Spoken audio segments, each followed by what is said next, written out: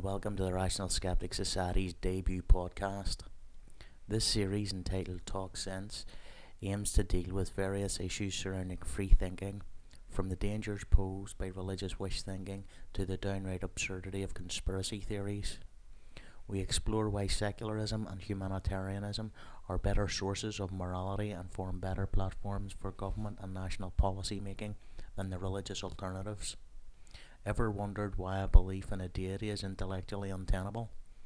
Talk Sense touches on the logical fallacies that make such beliefs untenable, elaborates on the reasons why atheism is not the same as religion, and explores many of the misconceptions perpetuated about atheists and atheism in general, as well as delving into the deeper philosophies of the human condition. Please feel free to visit us at www.rationalskepticsociety.com. In this episode, we are going to look at religion and how it is used to form identities at both the individual and group levels. We will see how when humans use religion as a method of identity formation rather than as a source of philosophy or morality, they are less likely to notice or give credence to the internal contradictions and inaccuracies of individual Bible teachings, as these mean less than the overall goal of group identity and belonging to one group or another. In order to fully understand the power of identity formation, it is first necessary to understand a little about the human animal. We, as animals, have evolved in such a way as to be social. That is, individual humans have a greater chance of survival and propagation of our genes if we belong to a wider community. The size of such communities which offer the best chances of survival have been calculated by anthropologists to be around 150 to 200 individuals. Now, this is important because humans evolved in communities of limited size and because these communities would have been in competition for limited resources. The communities whose members felt compelled to go to greater lengths to secure more resources would have been more successful. This basic premise is the foundation for the first forms of governance, since it is likely that the communities in which alpha individuals had a large number of followers would be more successful than communities in which the alpha members had smaller numbers of followers, for no other reason than more hands gather more food. It would be interesting to see if there is a correlation between the optimum tribe size calculated by anthropologists and the ability to gather and feed that number of individuals versus greater and fewer numbers. Given that community size has a relationship with both communal and individual success, it is not too much of a stretch to say that maintaining tribe size is fairly important. So how best to stop the tribe becoming too big or too small? One way would be through employing group identity. I should stress that there is no conscious effort to control tribe size, rather it is under the influence of a selection pressure, namely that any tribe which didn't use group identity was more likely to grow or shrink to a size which would ultimately force members to try and join another group which is more successful. If the new tribe does use group identity, then there is an increased risk that the newcomers would be treated with hostility, especially if the new tribe was already operating near to its optimum size. When the first group identities were formed, I imagine religion would still have been nothing more than an abstract set of superstitious rituals. There is certainly no reason to assume that it was involved in the initial group identities when first they formed. It is easy to imagine, though, that as time passed, these rituals became more and more of a group activity, which helped to cement relationships between the individuals of any given tribe. As these rituals became more and more elaborate, so too the identity of the group and the sense of belonging to that group would have increased. This is something I call the extended family cohesion idea, because it is highly likely that members of any given tribe would be closely related to nearly every other member of that tribe, and, just like families today, we tend to spend more time and therefore form stronger identity bonds with close relatives, and as the relative becomes more distant, we spend less time with them, and therefore tend to form weaker identity bonds. These rituals would have served as an excellent common activity that would have helped strengthen identity bonds with other tribe members who may not have made up the immediate family of any given individual, again helping to cement group identity by reinforcing the sense of belonging. With these three components in place, an interesting thing is likely to have occurred.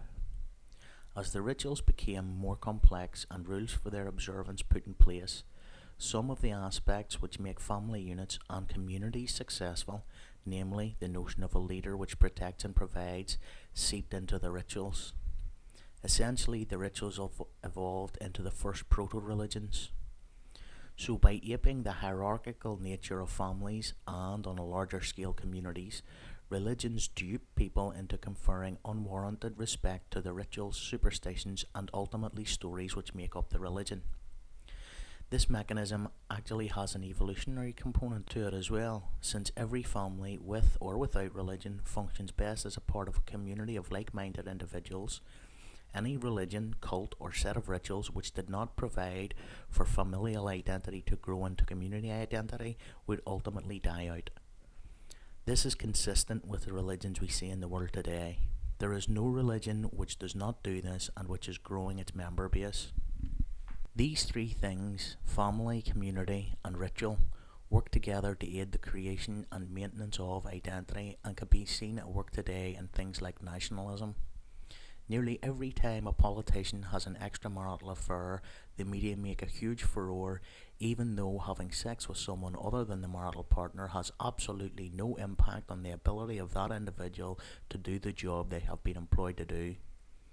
Children in the US have to stand each morning and recite some words in order to reinforce the sense of American identity. When a terrorist attack takes place, politicians usually appeal to the population to stand together and show we will not be defeated. They essentially ask that we use the attack to help cement our national identity and in doing so solidify the other or outgroup, which is now the common enemy. It can be seen in sport through the ritual haka performed by the New Zealand Rugby Union squad, for example. The in-group out-group mentality is demonstrated by supporters of one football team or another, which incidentally can also lead to conflicts with supporters of rival teams. Even the tools used are the same. In the case of sport, it is symbols in the form of uniforms, badges, as well as chants and songs. In nationalism, it is the colour schemes used by the left or right-wing political groups, national flags and national anthems. The evolutionary element is also present in sport insofar as individuals which identify strongly with the team tend to be better team workers and hence improve the overall performance of the team. The same can be said of the military wing of a nation, where soldiers are positively encouraged to form strong identity bonds with their various regiments. So what are the implications of religion as an identity rather than as an answer to where we came from? If we look at religion as a way to form and reinforce identities, we quickly see why today religious people take disproportionate offence when the religion to which they subscribe is criticised. The criticism, in effect, is an attack on the group to which they have an affinity, but more importantly, it is an attack on their identity. The reaction, therefore, is to become defensive about their identity and to attack the outgroup which they perceive as the threat to that identity. A vivid real-life example of this very point is in evidence today when one listens to the Pope in his attack on what he terms new atheists. Basically, he is appealing to all religious people, regardless of what religion they ascribe to recognise a common enemy. It is important to note that because of the strong evolutionary component involved in the role identity plays in humans, this reaction is not just bred into us, but also perfectly natural. In fact, it should be expected in any scenario whereby an individual's identity is threatened and be proportional to the weighting of that identity. That is to say, that if the identity threatened is of great importance to the individual, the reaction will be stronger than if the identity is of lesser importance. For example, a person who is an ardent fan of a particular sports team and holds only a cultural belief in a given religion would be expected to react weakly to a criticism of their religion, but strongly to a criticism of their favourite sports team. Conversely, if the person is highly religious and only weakly supports the sports team, then the opposite reaction would be expected. Another interesting implication is that because the selection pressure was in favour of identity formation and not information fidelity, the individuals would not have evolved to care about that fidelity. This means that when contradictions and inconsistencies formed, there was no evolutionary penalty if they were not discovered. In point of fact, it could be argued that if an individual did uncover and be affected by an inconsistency in the teaching of a superstition, ritual, or religion in such a way as to abandon the practice thereof, then they would be disadvantaged by the subsequent lack of that tool for identity formation. This effectively means that religions would be immune to the effects of information fidelity until the environment in which they operate changes sufficiently to allow individuals to suffer no penalty for abandoning that form of identity formation. The other obvious side effect of religions as a form of identity is that because the individuals are using them as tools for recognizing and identifying who is a part of the in-group and who is a part of the out-group, then when faced with an atheist, they not surprisingly do the same. This means that they fundamentally misunderstand the atheist position, since they confuse the identity and the claims which their superstition makes, and then transpose those same two very different things onto atheism.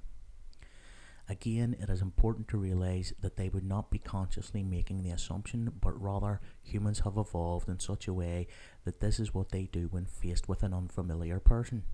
We try to identify what we have in common, and in some cases, we falsely identify a trait as something we also possess. In this case, the false assumption is generated because the person is trying to categorize whether the atheist is a part of the in-group or out-group, when in fact the atheist position is simply a lack of belief in the truth of the religion and has no evolutionary tie to identity formation as religion does. Actually, atheism would have had a negative correlation to evolutionary success, since the lack of belief runs contrary to the very thing which made rituals and superstitions advantageous in the first place, namely that the rituals would not have helped the atheist to form intercommunal bonds needed to form a strong group identity or sense of belonging, and hence they would not have felt compelled to go the extra mile when hunting and gathering. It is possible that this may also have affected the atheist's ability to find a mate within the group and successfully pass on the genes for free thinking. Hold on, I hear you cry. Surely atheism is used for identity formation too. After all, it is a part of the Rational Skeptic Society's identity. This is absolutely correct, but let me repeat the point I made earlier. If the environment in which the selection pressure which favours rituals as identity formers changes sufficiently, then the door opens for identity formers which are devoid of ritual and superstition. This is exactly what has occurred in the very recent past, allowing for skeptical groups to form without an evolutionary penalty. In short, while atheism may be used as a tool for identity formation, it is still not a belief system. So, what have we learned? If we view religion as a way of explaining the universe we see around us, we run into the fact that all religions contain fundamental inaccuracies which render them useless for the task. However, if we look at religion as being a tool individuals use to form both personal and group identities, then the problems of inaccuracies in their teachings as far as truthfulness goes disappear. Moreover, we can clearly see how religion operates under the remit of evolution by natural selection. That's it for this episode of Talk Sense. I hope you have enjoyed the show, and don't forget to visit the site at www.rationalskepticsociety.com. Until next time, goodbye, and remember, God doesn't exist, 9/11 was not a conspiracy, vaccinations are a good idea, and if alternative medicine worked, it wouldn't be alternative. Deal with it.